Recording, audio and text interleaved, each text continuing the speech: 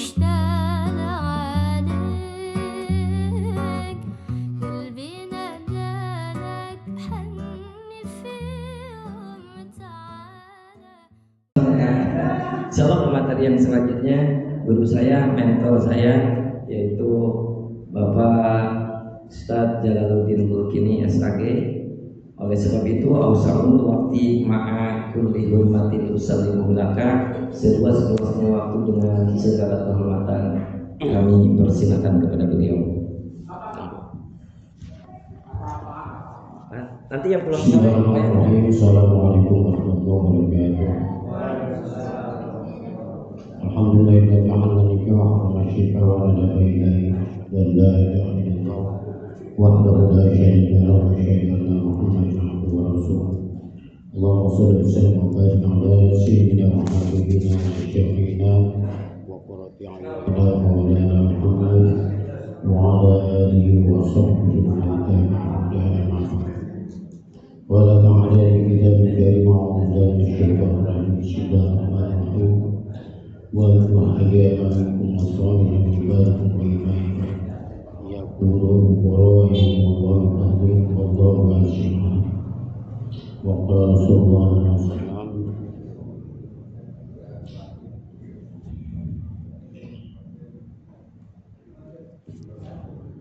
خير النساء امرأة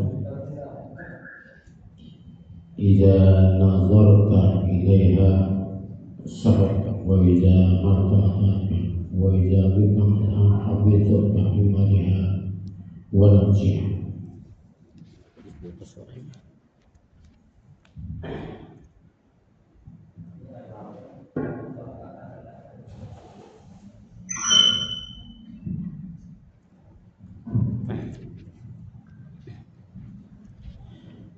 Teman-teman yang terhormati, pada Bapak Madad Sekasa dan jajarannya, yang terhormati para pengguru, Bapak Madad, juga yang terhormat seluruh calon pengantin baik laki-laki maupun perempuan. Alhamdulillah, pada kesempatan ini kita bisa berkumpul di majelis yang mulia ini di Mushola Alim Kecamatan Babakan Madad dalam rangka ikuti kegiatan sucatin atau khusus pengantin atau bimbingan pernikahan dan keluarga. Tentunya semuanya berdasarkan perundangannya. Hadirnya ke sini semuanya diundang ya, undangan nih. Kalau ada yang datang tanpa diundang, pulang tanpa diantar, ya berdasarkan undangan dari Bapak Ramadan untuk mengikuti bimbingan pernikahan dan keluarga, karena ini sangat penting sekali diikuti ya, sebagai persiapan untuk melaksanakan pernikahan dan rumah tangga. Tentunya hal ini ya, pernikahan dan rumah tangga itu yang akan dijalani selama-lamanya, tentunya perlu bekal yang banyak dan luas. Pada kesempatan ini nggak mungkin bisa disampaikan ilmu atau pengalaman terkait dengan keluarga, cara berkeluarga yang baik, cara berkeluarga sesuai dengan syariat agama, cara berkeluarga yang dapat membentuk keluarga yang sakinah mawaddah warahmah, keluarga yang sangat diharapkan, ya, keluarga yang soleh-solehah. Nggak bisa seluruhnya materi sampaikan pada kesempatan ini. Namun kami hanya sedikit memberikan bekal tentang hal itu, dan kedepannya insya Allah dengan sambil berjalan kami serahkan kepada kalian semuanya untuk mencari ilmu, karena untuk menempuh sesuatu yang baik, untuk menciptakan sesuatu yang baik, untuk menuju sesuatu yang baik yang kita ucapkan tanpa dengan ilmu mustahil. Mustahil enggak? Kita membina, ingin punya keluarga soleh-solehah, keluarga yang sakinah mawaddah warahmah, keluarga yang sesuai dengan cita-cita kita, tanpa dibarengi dengan ilmu, tercapai enggak? Tidak akan tercapai. Seperti ini sebuah kipas angin. Membuat kipas angin ini ya kita anggap ini bagus, ya bagi yang nggak bisa dan nggak ahli kita anggap ini bagus dan bisa manfaat. Membuat kipas angin ini perlu ilmu nggak? Perlu ilmu dan perlu pengalaman. Nggak akan bisa terbentuk kipas angin seperti ini kalau orang itu tidak punya ilmu. Begitu juga dalam menjalani pernikahan dan rumah tangga, nggak mungkin kita menjalani dengan cara begitu saja dengan mengikuti alam, mengikuti alam akan terbentuk cita-cita keluarga sakinah mawaddah warahmah. Itu mustahil. Semuanya harus diniatkan dari diri sendiri. Ya, harus diniatkan dari diri sendiri. Ya. Karena perjalanan pernikahan itu bukan hanya sehari dua hari, sebulan dua bulan, dan itu pernikahan dan rumah tangga itu akan dijalani seumur itu. Dan ketemu lagi ketika meninggal, ketemu lagi nanti di akhir di surga sama-sama. Amin ya rabbal alamin. Para calon pengantin yang dirahmati Allah Subhanahu wa taala,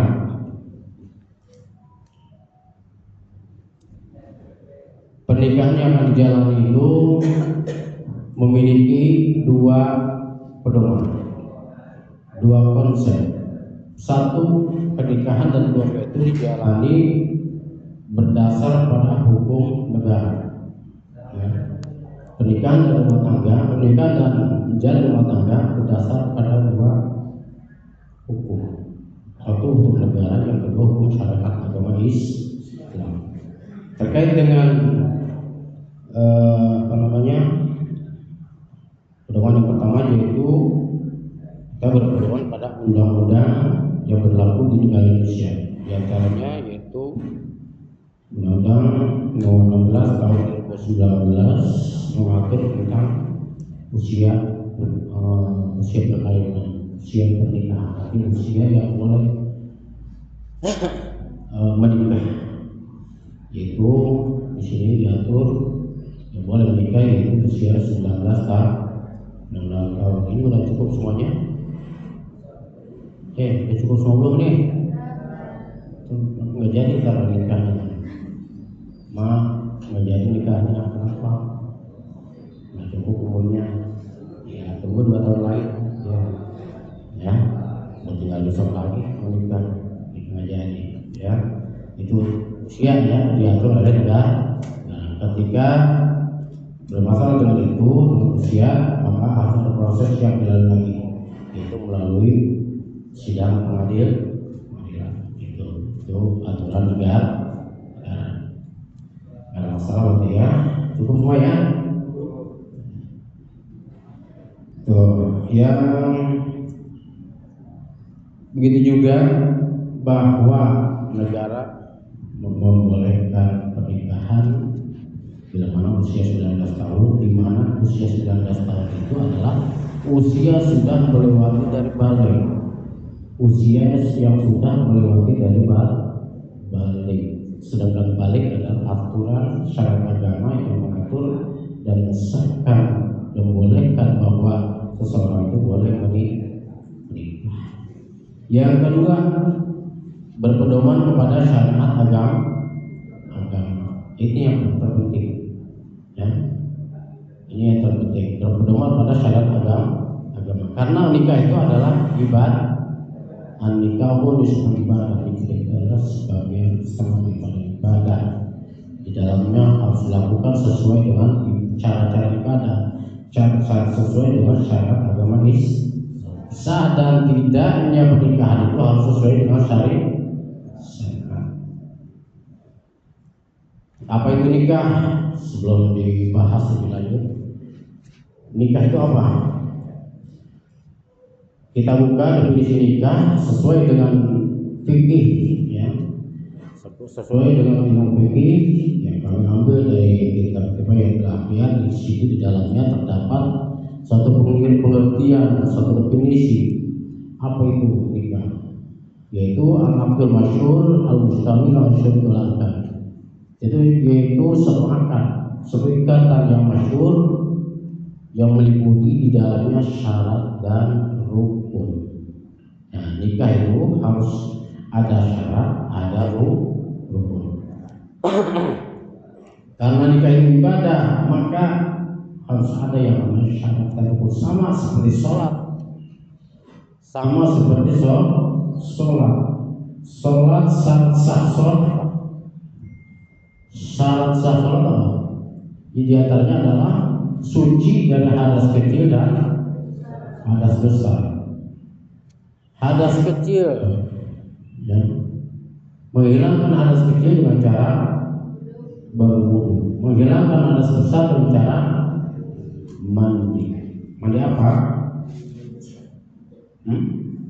Mandi kecil, mandi besar. Di mana mandi besar itu bagi yang sudah balik wajib tahu caranya. Kalau nggak tahu caranya, belajar lagi, ngaji lagi di rumah, cari guru yang mengajarkan fikih, mengajarkan tata cara ibadah, tata cara mandi, tata cara wudu dan lain sebagainya. Ya, mandi besar. Tuh ya, sama seperti sholat, yaitu tadi diantaranya kalau sholat itu sholat diantara suci dengan hadas kecil dan hadas besar. Begitu juga pernikahan ada syarat dan rukun. Apa syarat nikah? Satu, harus dalam keadaan beragama Islam. Nah, syarat kalau pernikahan itu syaratnya kurang atau tidak ada, atau sama sekali syaratnya tidak dijalankan, maka pernikahan itu sah atau enggak?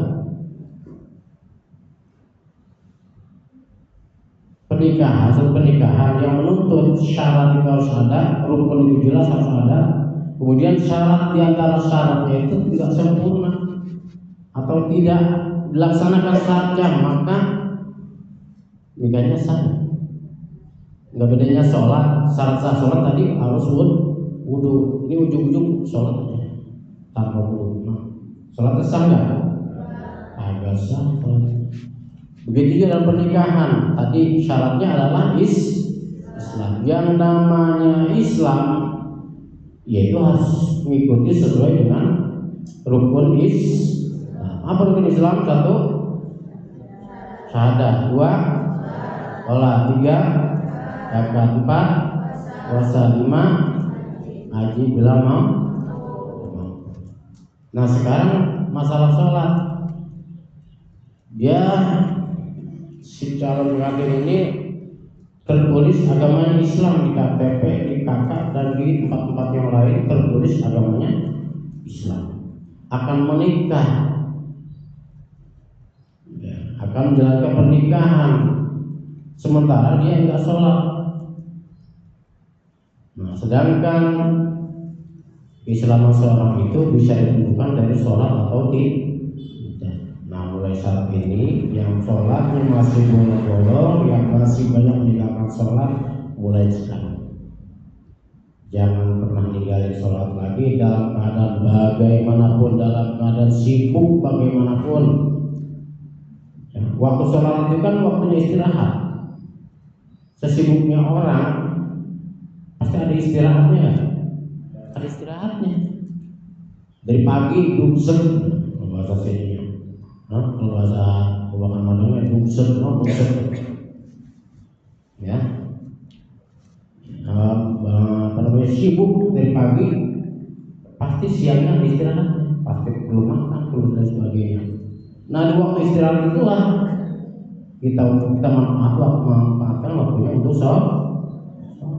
Enggak, sholat itu juga harus sibuk menghabiskan waktu yang lain. Nah, tinggal kita mengatur diri kita. untuk melaksanakan sholat dalam keadaan bagaimanapun. Yang kerjaannya kotor, misalkan kerjaannya di bengkel, saya di bengkel kerjaannya kotor-kotoran, kan dari pagi waktunya sholat, waktunya bersih-bersih, ya, cuci tangan, cuci kaki dan sebagainya, mandi kalau bisa, baru sholat. Ya, nggak mungkin orang seharian itu full kerja terus, ya. Nggak mungkin, pasti ada istirahat. Ya, dalam keadaan bermakmum saking wajibnya sholat, orang dalam keadaan sakit pun wajib sholat. Karena sholat itu yang mampu berdiri, dia berdiri, yang mampu duduk, dia duduk, sholat lebih bisa. Yang mampunya hanya berbaring, dia berbaring. Yang mampunya hanya terlentang, dia terlentang. Yang mampunya hanya kedip mata, boleh sholat hanya kedip mata doang, boleh. Saking wajibnya sholat. Kalau dia nggak bisa bergerak, mata doang, hanya bisa kedip mata doang, itu sholat namanya. Niatkan sholat, sah sholat. Tapi kalau udah nggak bisa bergerak, nggak bisa kedip mata, itu udah tinggal tunggu di sholatin, ya. Jadi kita jangan banyak mencari alasan untuk meninggalkan kewajiban karena dari situlah, dari masalah sholatnya. Sholat adalah masalah yang utama untuk membentuk diri kita. Kan kita mau menikah menyatukan dua pikiran yang berbeda, dua karakter yang berbeda. Lembutkan hati kita dengan cara ibadah. Dengan cara sholat yang lima waktu yang tinggal, kemudian dilengkapi sholatnya, disempurnakan lagi sholatnya di masjid atau musola. Karena dengan ibadah itu insya Allah akan melembutkan dari dua karakter yang berbeda ini. Insya Allah dengan ibadah itu akan menjadi saling mengisi. Karena kedua-duanya nggak mungkin dia punya kelebihan yang ada kelebihannya, kekurangan nggak ada. Pasti masing-masing punya kelemahan. Perempuan punya kelemahan, laki-laki punya kelemahan. Perempuan punya kelebihan, laki-laki punya kelebihan. Disatukan dari kelemahan itu sehingga menjadi satu dan menjadi sebuah kekuatan membentuk keluarga. Kita ingin membentuk keluarga yang sakinah mawaddah warahmah, sementara kita nggak taat pada Allah, nggak mau ibadah pada Allah, maka itu hatinya akan menjadi keras. Hatinya akan menjadi keras. Kalau orang hatinya udah keras, susah untuk masuk nasihat. Artinya sesuatu yang benar ketika dilontarkan oleh orang siapapun, kebenaran itu akan tertolak. Gak mau dia terima kebenaran kecuali hanya mengikuti pikiran dan egonya. Itu namanya hati yang keras. Jadi lembutkan hati kita mulai dari sekarang dengan memperbanyak ibadah dan memenuhi kewajiban kita ini. Jadi antaranya sholat yang lima waktu. Kemudian ditambah lagi sholat kita lima waktunya itu dengan qobliyah ba'diyah, sunnah qobliyah dan ba'diyah. Kemudian lagi sholat sunnah yang lainnya, ya. Tambah lagi dengan sholat sunnah yang lain itu, ya. Ya, siap ya? Karena ini ketika kita pertama, setiap orang itu adalah pemimpin. Ketika dia belum menikah, berarti dia memimpin diri sendiri. Ketika dia sudah menikah, berarti si suami memimpin istri. Kedua-duanya nanti ketika punya anak, maka suami memimpin istri dan memimpin anak-anak. Baik dan buruknya itu akan dimintai bertanggung jawab. Salah di istri, salah di anak, suami yang bertanggung jawab di hadapan Allah. Baik di hadapan Allah maupun nanti di hadapan manusia ketika itu keduanya punya masalah, akan dimintai bertanggung jawab. Baik di dunia maupun di akhirat. Laki-laki terutama yang mungkin ya harus bisa lebih ibadahnya daripada istri dan anak-anak. Ya kan kedepannya ingin membentuk keluarga sakinah mawaddah warahmah. Ya, keluarga yang soleh-soleh, bagaimana kita bisa mengajarkan istri, bagaimana kita bisa mengajarkan anak-anak sementara kita ngaji aja belum bisa baca, ngaji belum baca, masih ada waktu. Dan sebetulnya belajar nggak ada batasan waktu. Sampai akhir hayat kewajiban belajar itu adalah wajib. Sampai bisa, itu harus bisa. Dan pendidikan yang terbaik adalah untuk anak-anak kita adalah keluarga. Jadi bapak dan ibu sebelum diserahkan kepada orang lain. Akan dibentuk apa anak kita? Ya. Anak-anak kita akan dibentuk seperti apa? Semuanya tergantung daripada pola hidup kita sendiri. Kita taat nggak sama Allah? Kalau kita nggak taat sama Allah, ya nggak tahu ke depan. Tuh, ya. Tundukkan ya diri kita, taat kita kepada Allah Subhanahu Wa Taala. Insyaallah anak-anak akan mengikuti ke depannya. Ya. Jangan sampai sebaliknya. Ya. Cita-cita kita kepengen punya anak soleh, punya keluarga yang sakinah mawaddah warahmah, anak soleh-soleh, tapi kita mengabaikan pendidikan anak, mengabaikan anak dalam pendidikan agama, mendengar nasihat agama diabaikan, enggak dibiayai, masa bodoh amat dia mau belajar aja atau kagak, dia mau dengar nasihat guru aja atau kagak, masa bodoh. Dan itu hal itu akan kembali pada diri kita. Ibarat senjata makan tuan. Tahu nggak istilah senjata makan tuan? Istilah senjata makan tuan tahu nggak? Akan berbalik kepada diri kita. Siapa yang menuai kebaikan, dia akan menikmati kebaikan. Siapa yang menanam kebaikan, dia akan menuai kebaikan. Semuanya tergantung daripada diri kita. Para jatuh yang dirahmati Allah Subhanahu Wa Taala itu salat Islam ya, salat kepada diri aku. Yang kedua balik syarat dari pernikahan adalah balik seperti yang tadi saya sampaikan. Balik itu apa? Balik itu adalah batasan orang yang sudah wajib melaksanakan hukum Allah. Batasan balik secara keseluruhan adalah kamu mengkonsumsi syariat sempurna 15 tahun.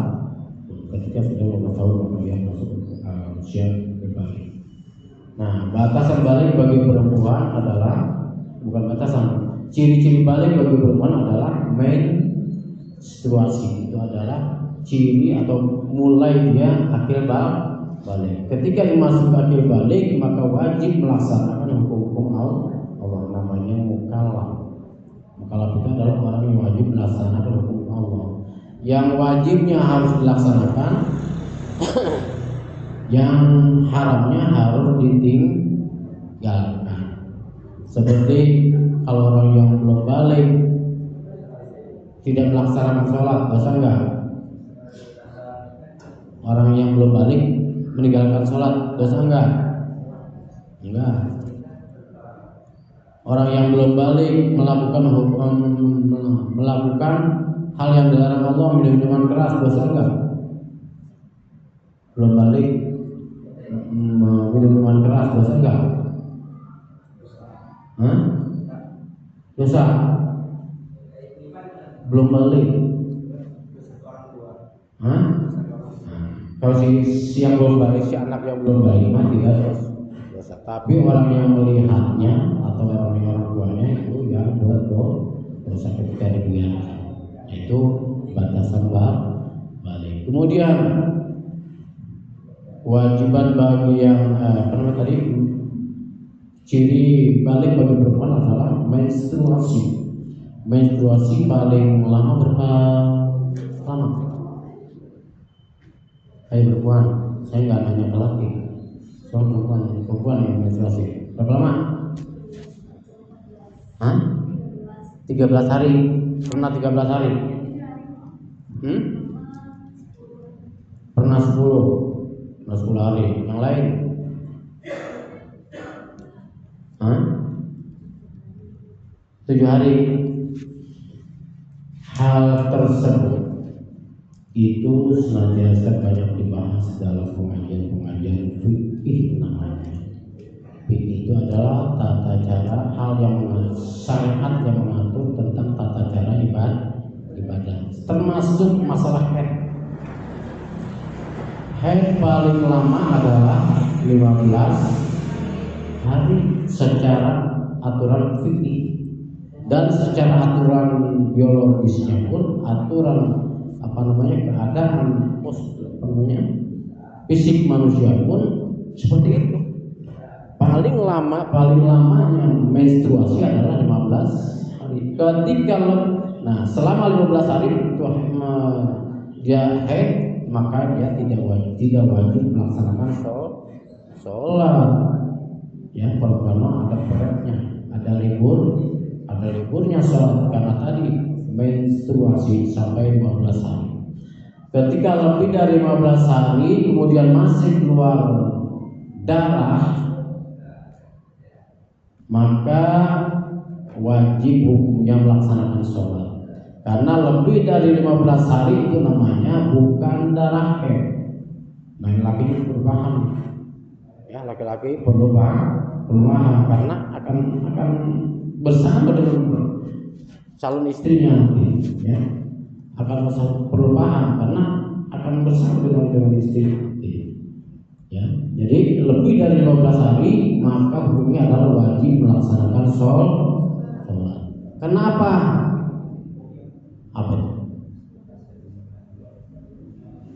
Apa namanya? Istihad. Nah ini berarti sering ngaji nih, pernah ngaji ya. Itu namanya secara hukumnya adalah namanya istihadah, bukan lagi haid. Namanya darah penyakit yang harus segera dibawa ke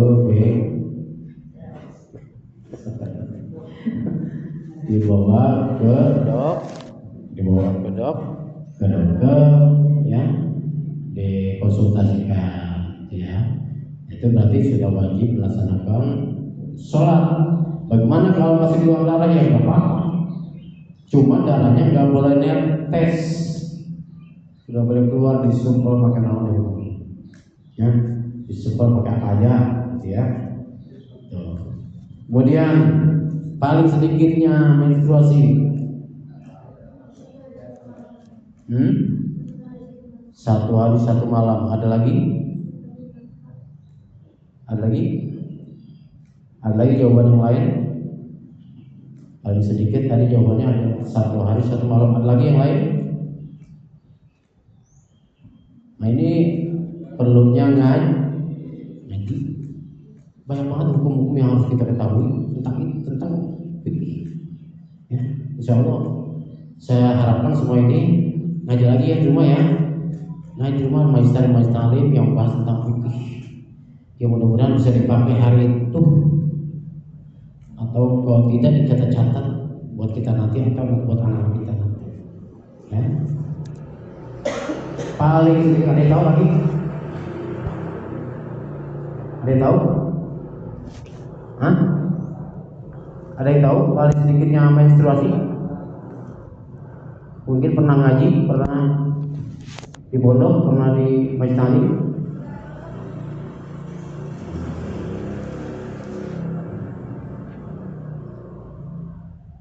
Berapa? Hah? Kenapa? Pernah dengar? Berapa? Hah? Paling sedikit Sehari semalam sekedip mata bisa. Ya, paling sedikit yang menstruasi adalah 1 tetes. Yang bisa mengetahui itu darah haid ya perempuan lah.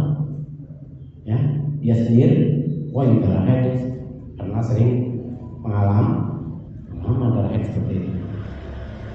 Ya, tetes. Maka di situ ada kewajiban namanya mandi junub ketika datang sholat zuhur, mandi junub. Ini lagi harus paham nih, ya. Harus paham tentang keadaan berapa lama haid dan berapa sedikitnya. Kemudian kewajiban dari orang yang mukallaf, orang yang sudah balik adalah menutup aurat. Ya, bagi perempuan ya auratnya dari ujung rambut sampai ujung kaki kecuali muka dan telapak tangan. Wajib hukumnya bukan hanya di dalam sholat, di luar sholat pun hukumnya adalah wajib. Ya, bentuk diri kita, ya, untuk taat kepada Allah. Karena dengan kita taat kepada Allah, insya Allah keberkahan akan mengikuti kita. Misalkan kita nggak biasa kerudung, nggak bisa kerudung, gerah, macam-macam merasa lah dirasa karena nggak biasa kerudung atau jilbab gitu kan. Insya Allah ketika ikhlas makainya karena Allah, karena perintah Allah, insya Allah itu akan menjadi taat. Tiap titik keringat yang keluar itu akan menjadi keberkahan. Ya, siap ya? Karena dengan keberkahan itu mengalahkan apapun yang ada di dunia ini. Dengan keberkahan akan mengalahkan segala kenikmatan yang ada di dunia ini. Karena beda orang yang berkah dan tidak berkah, beda banget. Orang banyak.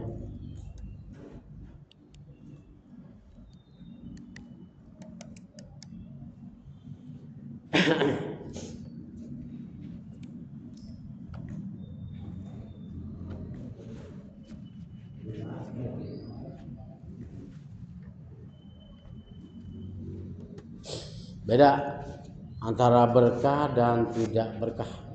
Ya. Bisa bedain nggak? Kalau nggak bisa bedain, saya jelasin. Antara berkah dan tidak berkah, kehidupan orang yang berkah dan tidak berkah beda nggak? Nggak bisa dilihat dari materi nggak bisa. Orang belum tentu materinya banyak, tapi dia merasa cukup. Berarti tidak berkah.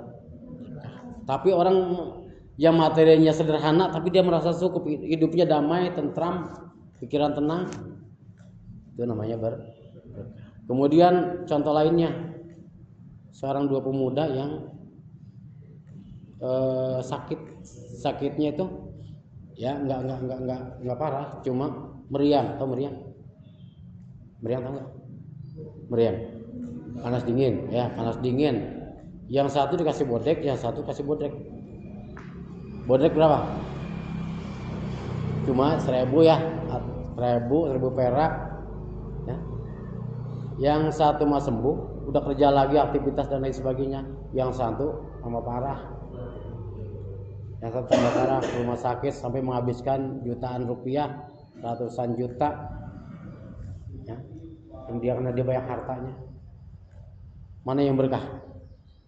Yang berkah yang mana? Yang hanya cukup ya sembuh dengan tadi beli bodek 1.000, itu namanya berkah. Gitu ya. Insya Allah ketika keberkahan melekat di diri kita, insya Allah Allah akan memberikan kecukupan pada kita dalam segala urusan. Kayak mobil ada, kayak motor ada, meskipun dia nggak kaya, tapi ketika dia punya cita-cita, diberikan kecukupan oleh Allah. Ya, itu namanya semuanya tergantung dari bentuk ketaatan kita kepada Allah Subhanahu wa taala. Tapi ada juga orang itu nggak pernah ibadah, dia diberikan kekayaan oleh Allah, jangan salah. Ya, kita lihat orang itu rumahnya mewah, hartanya banyak dan sebagainya, tapi dia nggak ibadah, nggak sholat, nggak zakat, tapi diberikan kekayaan. Apa namanya? Nauzubillah min dzalik. Namanya istidraj. Diberikan kesesatan tapi dalam bentuk kesenangan. Istidraj itu adalah sungkunan. Ya, sungkunan. Diberikan dia terlena dengan nikmat Allah. Ya. Selanjutnya bagi laki-laki cirinya adalah mimpi basah. Ya, laki-laki. Kemudian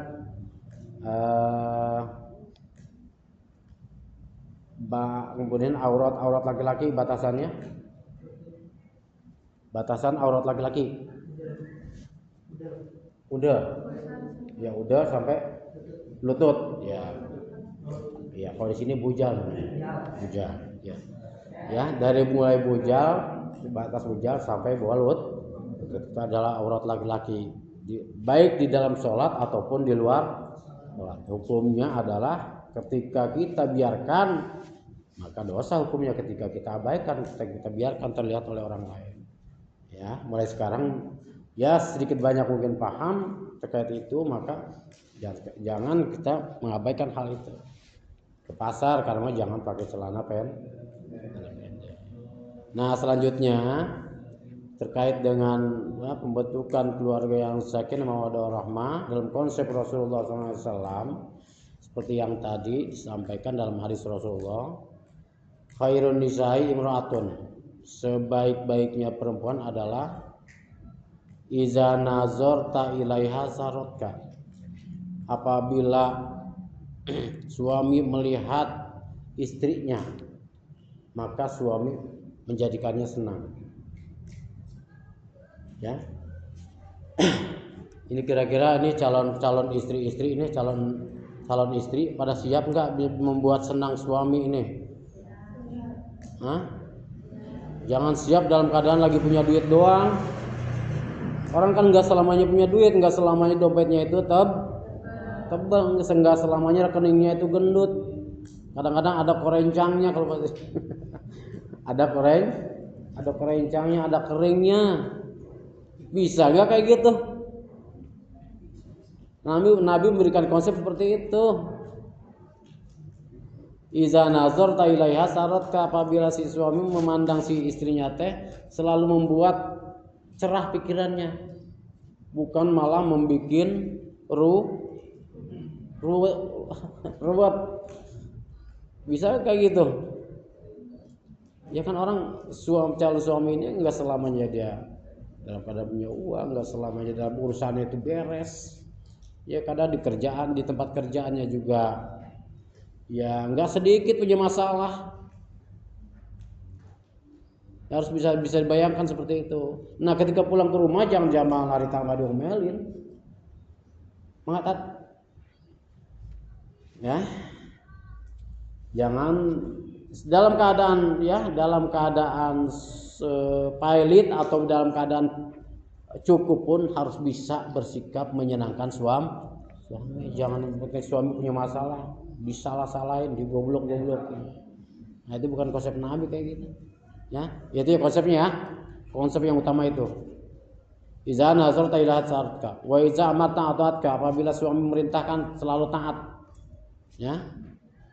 Selalu taat kecuali perintahnya itu menentang atau melanggar aturan Allah. Misalkan tambahin judi, jangan itu mah. Itu berarti menentang Allah, melakukan sesuatu yang diharamkan Allah. Jangan pada sesuatu yang sesuai dengan aturan Allah. Kemudian iza gibna anha hafizatka, apabila si suami enggak ada, perempuan istri ini mendapatkan amanat dirinya, menjaga kehormatannya, menjaga hartanya, dan menjaga anak. Siap nih calon istri? Ya siap. Nanti mah harus kuat, punya tekad dong. Ya, karena kesiapan istri akan menjadi kesuksesan suami. Iyalah, suami juga ya, keduanya saling menopang. Ya, Suami tanpa istri pincang. Istri juga perlu mendampingi suami. Kedua-duanya saling mengisi. Mungkin itu saja yang dapat kami sampaikan. Masih ada lagi yang menyampaikan materinya terkait dengan nasihat pernikah dan keluarga. Jadi kami kurang lebihnya mohon maaf. Sekali lagi pesan yang ngaji lagi di rumah ya. Majelis Talim ikut karena jangan gengsi. Masa saya masih muda gabung sama aki-aki kayak gitu. Gabung karena yang penting kita di situ dapat ya ilmu. Ini yang perempuan juga gabung sama Majelis Talim, baik itu ibu-ibu atau nenek-nenek gabung di situ. Ya. Mau gabung siap? Semuanya adalah untuk meningkatkan kualitas ilmu kita dalam menjalankan kehidupan rumah tangga. Insyaallah itu dapat ilmunya ya dan bermanfaat. Dan kurang lebihnya mohon maaf. Wallahul muwaffiq. Assalamualaikum warahmatullahi wabarakatuh.